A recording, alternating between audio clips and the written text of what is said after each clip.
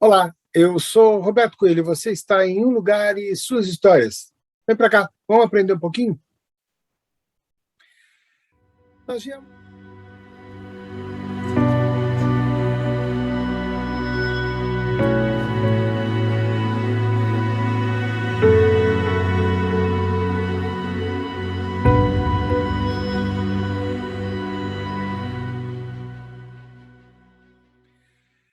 nós viemos aí atendendo ao Carlos Sanches, que nos perguntou sobre o bairro de Perdizes e por que, então, os nomes dos índios, os nomes todos que tem ali naquele bairro e que nós explicamos ali na quarta-feira passada. Mas, continuando, de repente você tem ali Franco da Rocha, Homem de Melo. Será que esses caras têm a ver com os índios? João Ramalho a gente entende. Vamos entender um pouquinho? Vamos conhecer um pouquinho mais desse bairro de Perdizes e dos nomes das ruas da cidade de São Paulo? Vamos lá.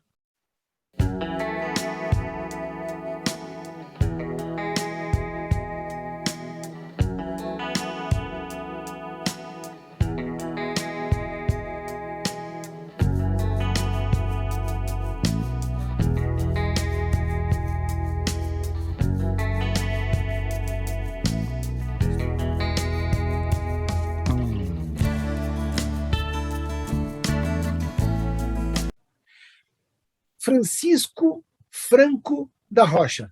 Nasceu ali em Amparo, em 1864, e morreu em São Paulo, em 1933. Foi um médico psiquiatra brasileiro.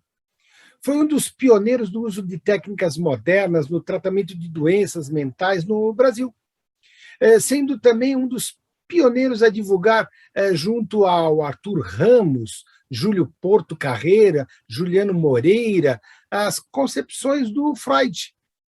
Mesmo nunca tendo exercido a clínica psicanalítica, serviu como um incentivo e inspiração, então, a Durval Marcondes, considerado o fundador do movimento psicanalítico brasileiro. Olha aí quem é Franco da Rocha. Formado ali pela Faculdade de Medicina do Rio de Janeiro, no ano de 1890, Franco da Rocha foi, então, o idealizador, fundador do Hospital Psiquiátrico do Juqueri, fundado ali em 1898. O primeiro em São Paulo a contar com uma orientação médica para o tratamento de distúrbios psíquicos. O hospital buscava melhores condições para desenvolver, então, a parcela sadia da vida psíquica daqueles pacientes.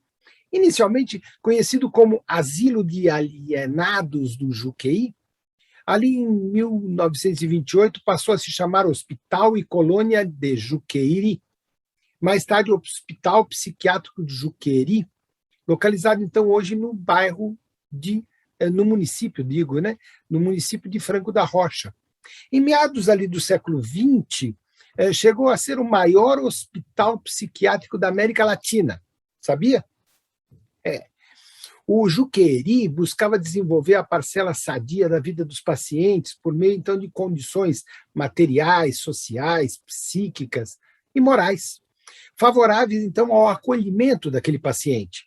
Franco da Rocha se manteve ligada a esse desenvolvimento da psiquiatria europeia e assim conheceu as ideias freudianas.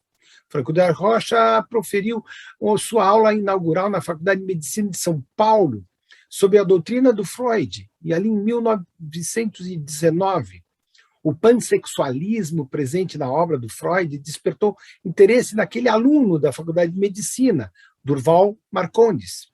E Franco da Rocha apoiou sua iniciativa ao fundar, então, em 1927, a primeira instituição latino-americana voltada para o estudo e divulgação da psicanálise. A Sociedade Brasileira de Franco da Rocha, a Sociedade Brasileira de Psicanálise, da qual ele é cofundador, foi, então, seu primeiro presidente, veio a surgir aí o ramo da psiquiatria. A aposentadoria de Franco da Rocha fez com que se tomassem difíceis relações entre o Marcondes e o Franco da Rocha, no meio psiquiátrico. Fato que, então, futuramente iria favorecer a autonomia do campo psicológico no Brasil, possibilitando, então, o acolhimento de membros não médicos em instituições psicanalíticas brasileiras, notadamente na Sociedade Brasileira de Psicanálise de São Paulo. Está aí. Quando você está ali no bairro de Perdizes, aquele monte de índio, né? Aquele monte de aldeamentos lá, com os nomes das ruas, de repente você vai passar ali na rua Franco da Rocha. E ali, onde hoje tem a Superquadra Paulista, já foi um hospital psiquiátrico, ali no começo do século. Então, por que o nome? Por que a origem? Por que a homenagem? Franco da Rocha. Está aí. Agora, você, quando passar ali, já sabe do que nós estamos falando e a quem nós estamos falando, né? Vamos para outro. Você passa ali perto da Franco da Rocha, perto ali da PUC de São Paulo, perto da Superquadra, né, Paulista, e você vê lá, Homem de Melo. Então, Francisco Inácio Marcondes Homem de Melo, filho do Visconde de Pindamonhangaba, o coronel da Guarda Nacional, Francisco Marcondes Homem de Melo, e de Ana Francisca de Melo, muito jovens, foi enviado para estudar no seminário de Mariana, lá em Minas Gerais. Concluídos esses preparatórios, ingressou na Faculdade de Direito do Lago de São Francisco, onde se formou ali em 1858. Voltado para a terra natal, ingressou na política, no Partido Liberal, e se elegeu vereador. Logo ali no princípio da Câmara, 1860, 1861. Foi nomeado professor concursado de História Universal no Colégio Pedro II, famoso Pedro II, na capital do Império, o Rio de Janeiro, onde, então, lecionou até 1864, quando foi exonerado a pedido por ter sido nomeado presidente da província de São Paulo. Iniciou, então, sua vida política, interrompida pela proclamação da República. Retoma, então, para o magistério, a cartografia, a literatura. Foi professor de História, de Geografia, no Colégio Militar do Rio de Janeiro, e de Mitologia, na Escola Nacional de Belas Artes, lecionando, então, História da Arte. Membro do Instituto Histórico e Geográfico Brasileiro, desde 1859, tendo sido, então, seu presidente, inclusive. Membro do Instituto Histórico e Geográfico de São Paulo, do Instituto Geográfico Nacional da Argentina e da Academia Brasileira de Letras. Homem de Melo também dirigiu a Biblioteca Nacional, dentre várias outras instituições. Sabia? Homem de Melo não teve filhos, não teve 2 casamentos, o primeiro com sua prima, Maria Joaquina Marcondes Ribas, da qual ficou viúvo, e casou novamente com Julieta Unzer, mas não deixou descendentes, não deixou filho. Então, quando você passar ali, Rua Homem de Melo, pronto, já sabe como foi importante esse homem para aqui, ou a província, a cidade, o estado de São Paulo, e como ele foi importante aí para a memória, né, intelectual desse nosso país, desse nosso Brasil. A gente conhece muito pouco da história do Brasil, a gente conhece muito pouco das histórias das pessoas que acabam por nomear ruas da cidade de São Paulo. Vamos para outra, vai? Nós estamos falando de índios, né? E é inevitável falar dos índios paulistas, dos tupiniquins, dos tupinambás, né? Sem falar do Tibiriçá, sem falar, então, do João Ramalho. Então, quem foi João Ramalho? Ao que se parece, ao que se procura, que se pesquisa, nasceu em Vouzela, 1493, e morreu em São Paulo em 1582. Foi um aventureiro, um explorador português, viveu boa parte de sua vida entre índios tupiniquins, tupinambás, no Brasil, ali, 1515, foi chefe de uma aldeia para tomar, então, como amigo próximo, o cacique, o grande Tibiriçá, importante líder indígenas dos tupiniquins, na época dos primeiros repentes de colonização portuguesa no Brasil, né? Então, quando você olhar para isso, você fala, nossa, quanta coisa, né? Teve um papel importante na aproximação pacífica entre os índios portugueses, a chegada do Martim Afonso de Souza no Brasil, chegando ali em São Vicente, depois foi um dos grandes criadores de Santo André da Borda do Campo, e aí transformado em vila ali pelo Tomé de Souza, foi um dos fundadores da cidade de São Paulo. fundou a dinastia dos Mamelucos, filhos de índios com portugueses, que ali no século XVII teve lugar de destaque na empreitada comercial militar conhecida como bandeiras, os tais bandeirantes. Então ele também é considerado o patriarca dos bandeirantes. É descrito ali nos registros históricos como homem de cor morena devido ao sol, com grande porte atlético, possuía uma longa barba, né? Algumas fontes indicam que o nome original dele não era Ramalho, e sim Maldonado, vai saber. João Ramalho teve um passado cercado de mistérios, era filho de João Velho Maldonado e Catarina Afonso de Balboi.